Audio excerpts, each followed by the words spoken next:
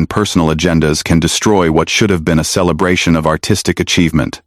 If you want to see how quickly things can spiral out of control when professionalism takes a backseat to personal drama, make sure you subscribe and let me know in the comments what you think about what happened here. The studio lights were blazing as Teddy Swims walked onto the view set, his signature smile lighting up the room. The audience erupted in applause as he made his way to the guest chair, clearly excited to meet the soulful singer who had captured hearts across the globe with his powerful voice and genuine personality. He waved to the crowd, his energy infectious as always. "Ladies and gentlemen, please welcome the incredibly talented Teddy Swims," Whoopi announced.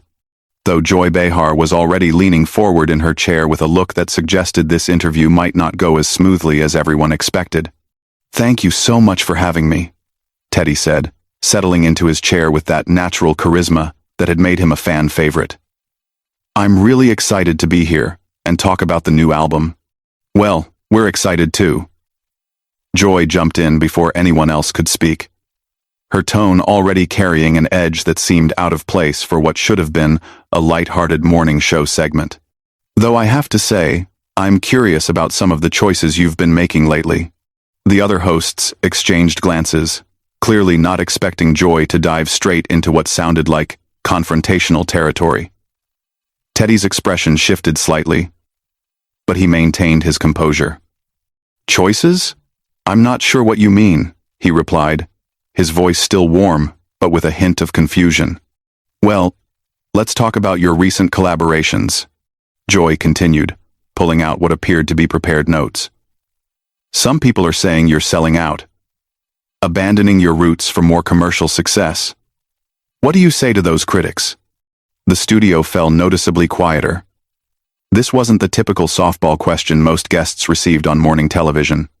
Teddy took a moment before responding, clearly trying to process why the interview had taken such an aggressive turn so quickly.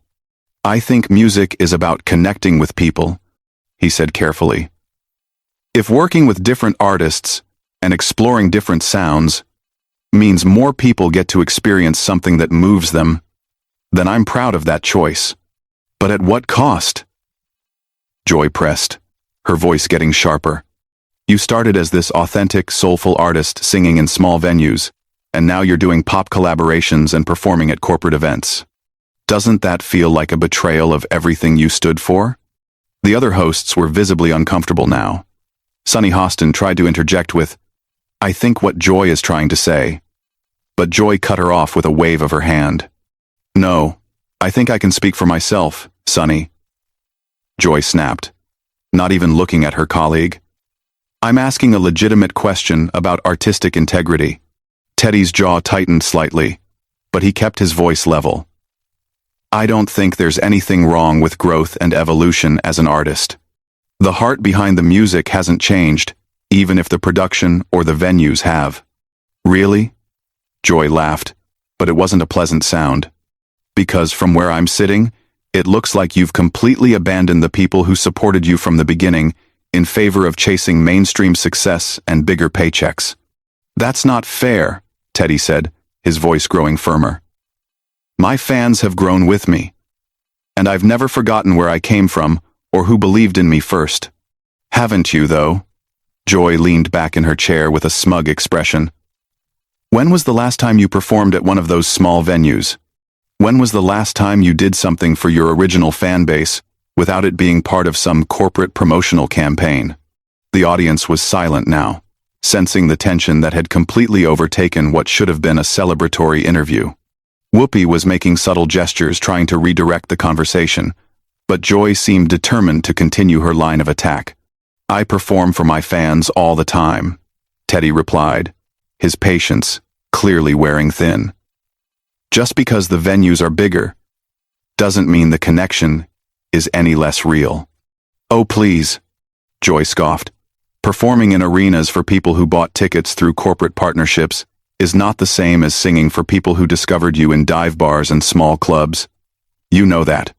"What I know," Teddy said, his voice taking on a steelier edge, "is that music should bring people together, not be used to divide them or make them feel like they're not worthy of experiencing something beautiful just because they discovered it later than others. Joy's eyes flashed with something that looked almost like anger. So now I'm divisive for pointing out the obvious? For asking questions that your publicist probably told you no one would dare ask? No, Teddy said, sitting forward in his chair. You're being disrespectful for turning what should be a conversation about music into a personal attack based on assumptions you're making about my motivations and my character. The tension in the studio was so thick you could cut it with a knife. Sarah Haynes attempted to lighten the mood by saying, "Well, I think we can all agree that Teddy's voice is absolutely incredible regardless." But Joy wasn't having it. "This isn't about his voice," Joy said dismissively. "This is about authenticity, and whether someone can claim to represent something when their actions suggest they've moved far beyond it."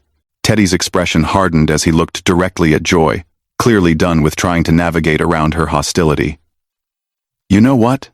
I came here thinking this was going to be a conversation about music and connecting with people.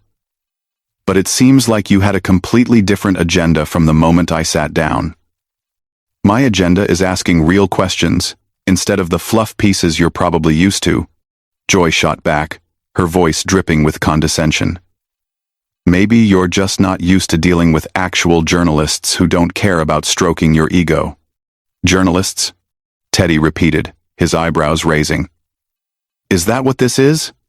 Because from where I'm sitting, this feels more like someone trying to tear down something positive for the sake of creating drama." Joy's face flushed red at the implication. "Don't you dare question my credentials or my professionalism. I've been doing this longer than you've been performing." "Then act like it," Teddy said quietly, but his words carried across the silent studio like a thunderclap. The other hosts looked mortified. Whoopi was clearly trying to figure out how to salvage the situation, while Ana Navarro was staring at Joy with obvious disapproval. But Joy seemed oblivious to everyone else's discomfort, too focused on the battle she had created. "Excuse me?" Joy's voice rose to a near shriek. "Did you just tell me how to do my job? You're a guest on this show, and I suggest you remember that. And you're a host who's supposed to create a welcoming environment for guests, not ambush them with personal attacks disguised as interview questions." Teddy replied, his voice staying calm even as Joy's became more unhinged. "Personal attacks? I'm asking about your career choices, which is literally what interviews are for," Joy snapped. "No," Teddy said firmly. "You're making accusations about my character and my motivations without knowing anything about me as a person. There's a difference between asking about career choices and calling someone a sellout on national television." Joy leaned forward aggressively. "If the shoe fits," the gasp from the audience was audible. Even some of the crew members behind the cameras were shaking their heads in disbelief. This had crossed every line of professional interview etiquette. "Wow," Teddy said, sitting back in his chair with a look of genuine amazement. "You really just said that on live television? To someone you've never had a real conversation with before today?"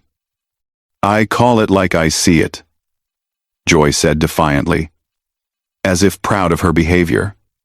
"That's what people tune in for. Honest conversations, not publicity stunts." "Joy, maybe we should," Whoopi tried to interject, but Joy cut her off again. "No, Whoopi, this is important. People need to hear this. They need to understand that when artists abandon their principles for money, someone needs to call them out on it." Teddy shook his head slowly, a sad smile crossing his face. "You know what's really tragic about this?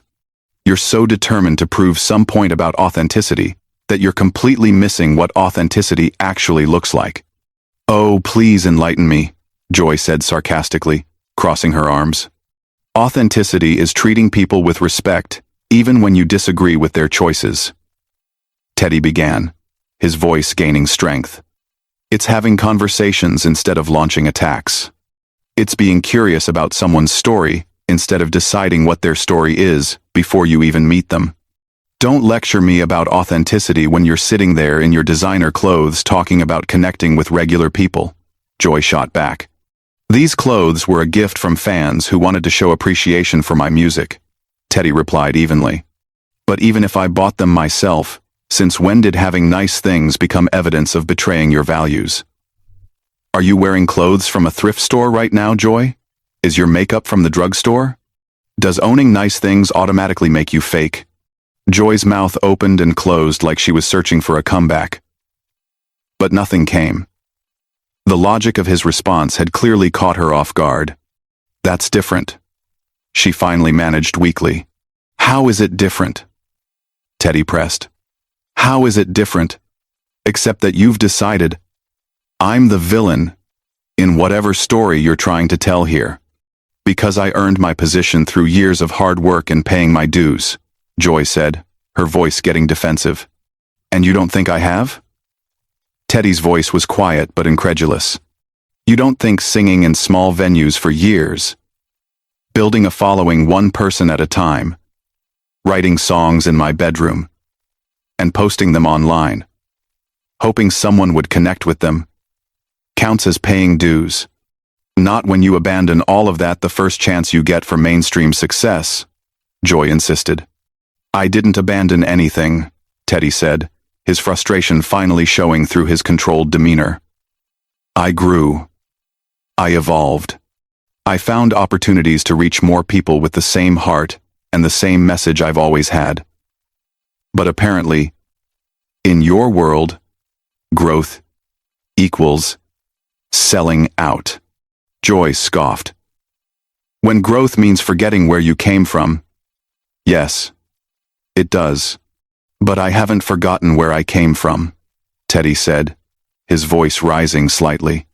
Just because I'm not still performing in the exact same venues doesn't mean I've forgotten the lessons I learned there or the people who supported me. Some of my biggest fans are people who discovered me in those early days, and they're proud to see me succeeding on a bigger stage. Are they?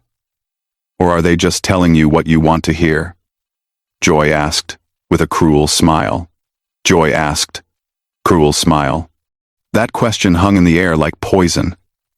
Teddy stared at her for a long moment, and when he spoke, his voice was deadly quiet. You know what, Joy? I feel sorry for you. Joy's face went white, then red, then purple, as those words hit her like a physical blow. You feel sorry for me? You feel sorry for me? Her voice was climbing to a pitch that made several audience members visibly uncomfortable. Yes, I do, Teddy said calmly, looking directly at her with genuine sadness in his eyes. Because someone who's truly secure in themselves and their accomplishments doesn't need to tear down others to feel important. Someone who's genuinely happy doesn't spend their time trying to find reasons why other people's success is somehow fake or undeserved. Joy stood up so abruptly that her chair rolled backward and nearly hit the backdrop. How dare you psychoanalyze me?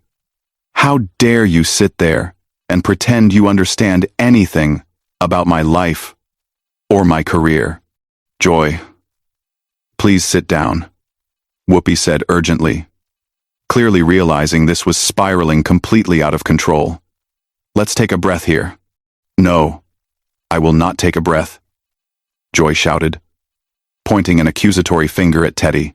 I will not sit here and be insulted by some wannabe soul singer who thinks he knows everything about the entertainment industry after 5 minutes of success. The audience was dead silent now, watching in horror as one of the show's longtime hosts completely lost her composure on live television. Teddy remained seated, his expression a mixture of disappointment and genuine concern. This is exactly what I'm talking about, he said quietly. You're so angry, and I don't even think it's really about me. What happened to you, Joy? What made you so bitter that you can't celebrate someone else's journey without trying to find ways to diminish it? Bitter. Joy's voice cracked slightly on the word. I'm not bitter. I'm experienced. I know how this industry chews people up and spits them out, and I know the difference between real talent and manufactured success. And you've decided I'm manufactured? Teddy asked, his voice remaining steady despite the chaos erupting around him. I've decided you're naive, Joy shot back, her hands shaking slightly. But you're just the latest in a long line of artists who get built up by the machine only to be discarded when the next shiny new thing comes along. Maybe, Teddy said with a small shrug. But even if that happens, at least I'll know I stayed true to myself and treated people with kindness along the way. Can you say the same? That question hit Joy like a slap. She opened her mouth to respond, then closed it, then opened it again. For the first time in the entire interview, she seemed genuinely speechless. You know what? She finally managed, her voice trembling with rage. I don't have to sit here and be lectured by some nobody from nowhere who thinks he's figured out life because he can sing a few pretty songs. Joy, that's enough. Ana Navarro finally spoke up, her voice firm. This is completely inappropriate. Don't you tell me what's appropriate? Joy whirled on her colleague. I've been carrying this show for years, while the rest of you sit there and nod along with whatever garbage the producers want us to push. The camera operators were frantically trying to figure out where to point their equipment as the entire panel erupted into chaos. Sunny was trying to get Joy to sit down, Whoopi was signaling desperately to the producers, and Sarah was just sitting there with her mouth agape. This is insane, Joy continued, her voice getting more unhinged by the second. I ask one real question, one honest question about artistic integrity, and suddenly I'm the villain? Suddenly I'm the problem? This is exactly what's wrong with this business. Nobody wants to hear the truth anymore. Joy, Teddy said, standing up slowly. The truth is that you didn't ask me about artistic integrity. You attacked my character without knowing anything about me. You made assumptions about my motivations, and then got angry when I defended myself. That's not journalism. That's just cruelty. Cruelty? Joy laughed bitterly. You want to know about cruelty? Cruelty is watching talented people get chewed up by an industry that only cares about profit. Cruelty is seeing authentic voices get drowned out by manufactured nonsense.